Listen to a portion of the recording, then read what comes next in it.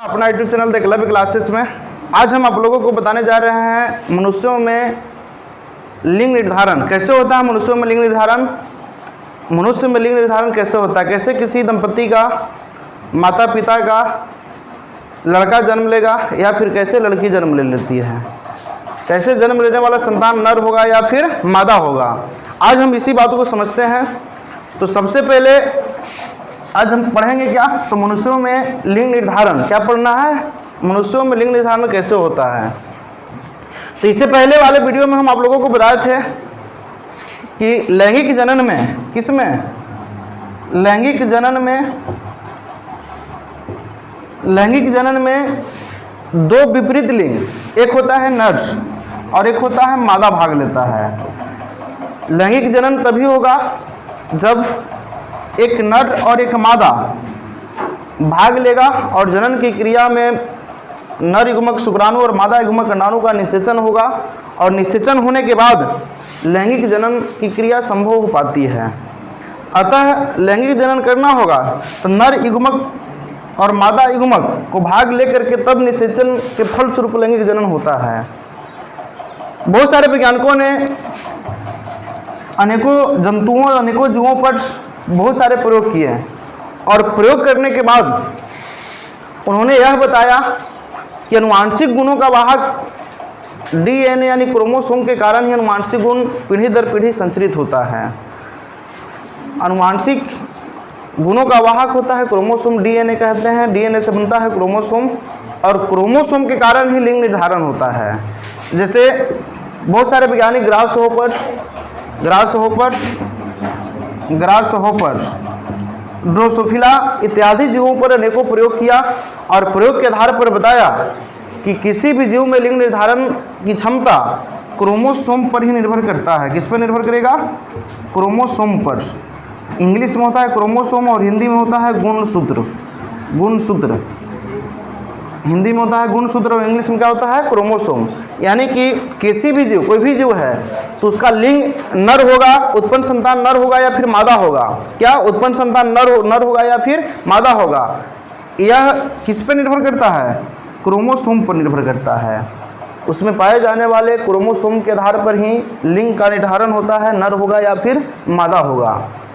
तो अब हम लोग चलते हैं, यह तो जान गए क्रोमोसोम के कारण ही लिंग का निर्धारण होगा, उत्पन्न संतान नर होगा या फिर मादा होगा। तो अब हम लोगों को पढ़ना है मनुष्यों में लिंग निर्धारण। आखिर मनुष्य में लिंग निर्धारण कैसे होगा, किसी दंपति का क्यों लड़का हो जाता है या फिर लड़की हो जाती है। तो इसके बारे में जानने के लिए हम लोगों को सबसे पहले यह जानना जरूरी है कि मनुष्य में कुल क्रोमोसोम की संख्या कितना होगा, कैसे कैसे क्रोमोसोम होते हैं, कौन कौन से क्रोमोसोम पाए जाते हैं, क्या कारण है कि लिंग निर्धारण होता है। तो सबसे पहले हम लोग को यह जानकारी है पहले से कि मनुष्यों में कुल क्रोमोसोम यानी कि कुल गुणसूत्र हिंदी में कहते हैं गुणसूत्र की संख्या होता है 46 यानी कि 23 जोड़ा होता है। कितना होगा? 23 जोड़ा क्रोमोसोम जोड़ा में पाए जाते हैं। क्रोमोसोम पाए जाते हैं किस में? जोड़ा में पाया जाएगा और कुल क्रोमोसोम की संख्या 23 जोड़ा यानी कि क्या होगा? 46 गो होगा। किस में?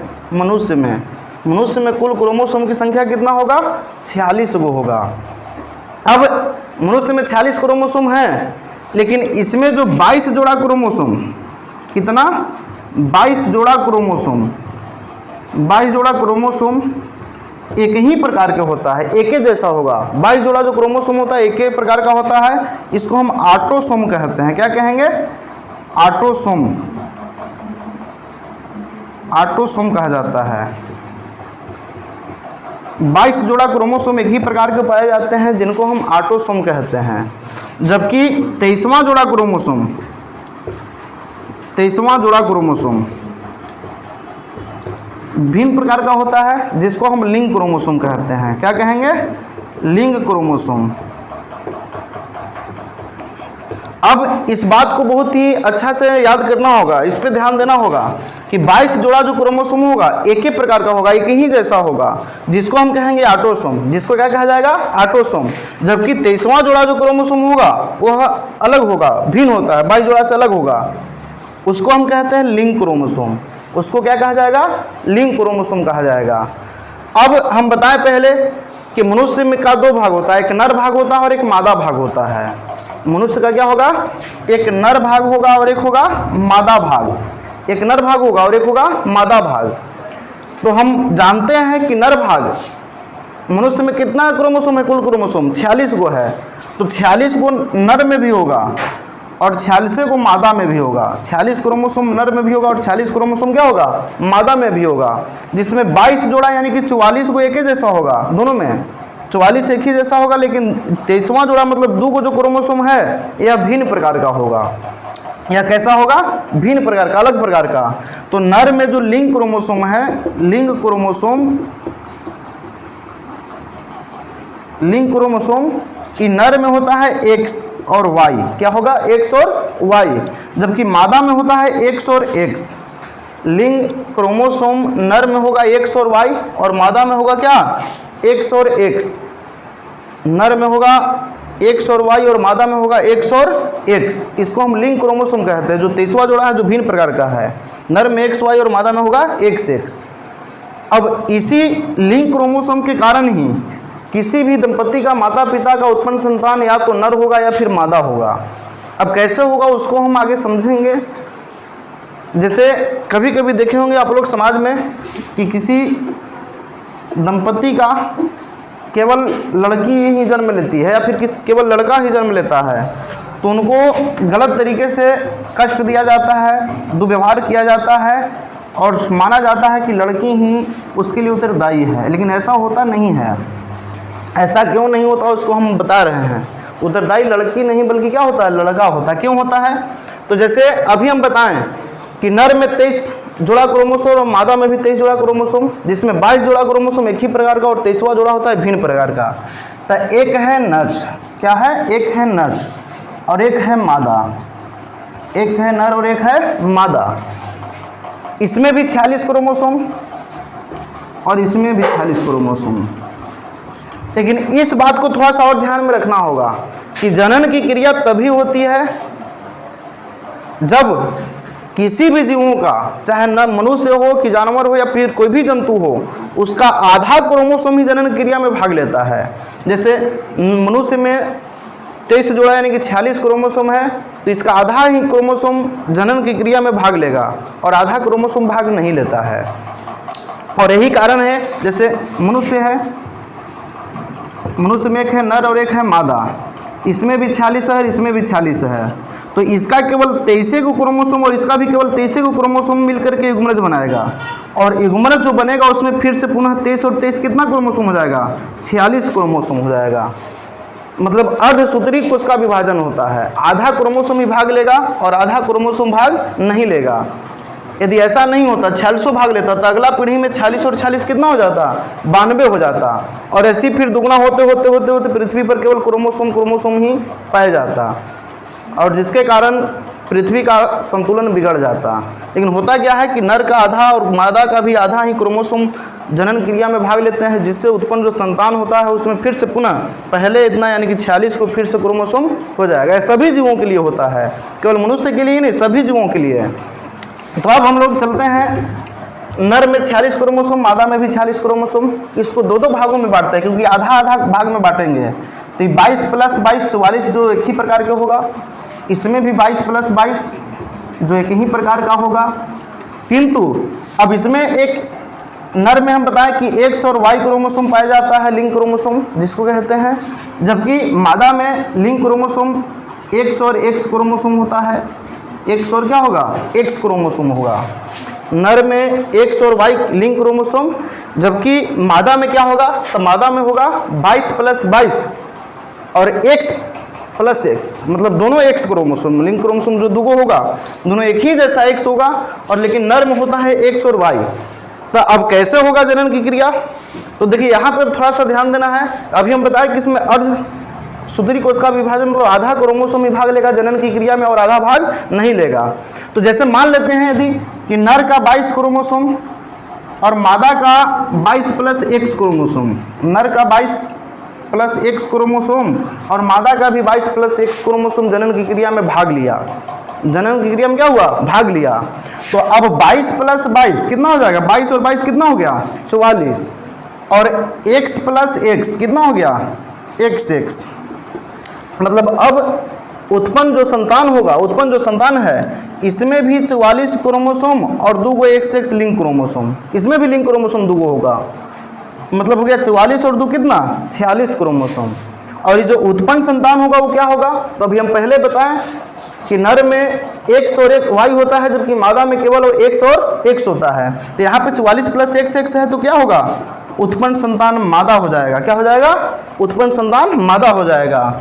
इसी प्रकार यदि नर का 22 प्लस Y और मादा का 22 प्लस X, नर का 22 प्लस क्या? Y और मादा का 22 प्लस Y X, क्रोमोसोम यदि जनन क्रिया में भाग लिया तो 22 प्लस 22 कितना हो गया?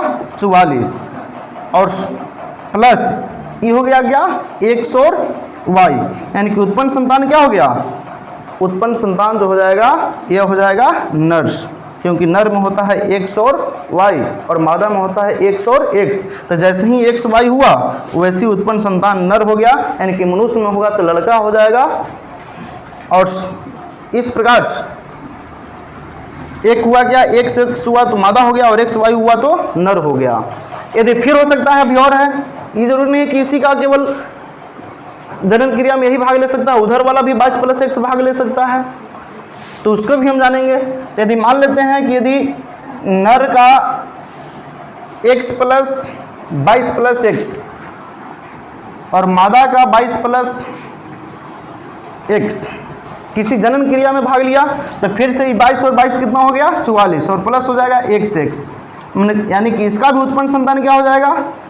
मादा हो गया। इसी प्रकार यदि नर का एक 22 प्लस Y और मादा का 22 प्लस X जनन क्रिया में भाग लिया तो 44 प्लस हो जाएगा XY, यानी कि ये जो उत्पन्न संतान हो जाएगा वो क्या हो जाएगा? नर, यानी कि हो जाएगा लड़का। अब यहाँ पे ये बात तो हम समझ गए कि कैसे लड़का या लड़की होगा किसी दंपति का, नर होगा या मादा उत्पन्न संतान। तो जैसे बताएं कि यदि नर का 22 प्लस X और मादा का 22 प्लस X जनन क्रिया में भाग लेगा तो उत्पन्न संतान होगा क्या? मादा। नर का 22 प्लस Y और मादा का 22 प्लस X क्रोमोसोम जनन क्रिया में भाग लिया तो उत्पन्न संतान हो जाएगा नर। अब इससे एक बात स्पष्ट हो गया। क्या स्पष्ट हो गया? स्पष्ट यही हो जा रहा है कि यदि किसी दंपति का उत्पन्न संतान लड़की है या लड़का है, ये बात निर्भर करेगा किस पे? उसके पिता पर निर्भर करेगा, ना कि उसकी माता पर। किस पे निर्भर करेगा? उसके पिता पर। क्यों? क्योंकि पिता में ही X और Y क्रोमोसोम है, माता में तो केवल X से X है, उसमें कोई अंतर नहीं है। X Y किस में है? पिता में है, नर में है। तो किसी भी दंपति का उत्पन्न संतान नर होगा या मादा होगा, मतलब लड़की होगी या फिर लड़का होगा, इसका उत्तरदायित्व तो उसके पिता है, ना कि उसकी माता। कभी कभी आप लोग देखे होंगे कोई समाज में ऐसा होता है, पहले अनपढ़ जब लोग थे, पढ़े लिखे लोग नहीं थे, उस समय बहुत सारे ऐसे घटनाएं हुआ करती थी, आज भी कहीं कहीं देखने के लिए मिलता है कि जिस दंपति का केवल और केवल लड़की ही घर में जन्म ले रही है, तो वहाँ की जो लड़कियाँ होती है, स्त्री होती है, माता होती है, उसको कष्ट दिया जाता है, परिवार के सदस्यों के द्वारा, परिवार के लोगों के द्वारा मारा जाता है, पिटा जाता है, उसको घर से बाहर निकाल दी जाती है। लेकिन ऐसा होता किसके कारण है? लड़का के कारण, उसके पिता के कारण, न कि उसकी माता के कारण। केवल यदि लड़की जन्म ले रही है तो उसका उत्तरदायित्व कौन है? किसका है? उसका पिता का है। इसलिए उसके लड़की यानी कि जो मादा होती है उसको कोई कष्ट देने की आवश्यकता नहीं है, क्योंकि उसका उत्तरदायित्व नहीं होता है, उसमें तो केवल एक सेक्स ये है। अंतर किस में है? X Y नर में है। तो नर के कारण ही उत्पन्न संतान या तो लड़की होगी या फिर लड़का होगा। इसलिए ऐसे समाज में दूसरी जो प्रभाव होता है उसको भी दूर करने की आवश्यकता है। केवल लड़की यदि किसी दंपति का माता पिता का हो रहा है तो उसका उत्तरदायित्व केवल और केवल पिता पर है, न कि उसके माता पर। माता का उसमें कोई रोल नहीं होती है, क्योंकि उसमें लिंग क्रोमोसोम एक ही प्रकार का एक्स एक्स होता है, जबकि पिता में क्या होता है, एक्स वाई होगा। तो जैसे ही पिता का वाई गया, क्रोमोसोम का मिलन हुआ एक्स के साथ, तब नर हो गया, और एक्स का एक्स के साथ मिलन हुआ तो हो जाएगा मादा। यानी कि किसी दंपति का लड़की या लड़का होने का उत्तरदायित्व तो कौन है, तो है नर्स, यानी कि उसका पिता, न कि उसकी माता। ये सभी आप लोगों को समझ में आ गया होगा कैसे होता है मनुष्यों में लिंग निर्धारण, कैसे मनुष्य में लिंग निर्धारित होगा, कैसे किसी का लड़का होगा या फिर लड़की जन्म लेती है, और इसका उत्तरदायित्व किस पे होता है। यदि वीडियो अच्छा लगे तो आप लोग इस चैनल को सब्सक्राइब जरूर करें, ताकि अगले वीडियो भी आप लोगों को बहुत जल्द पहुंच सके।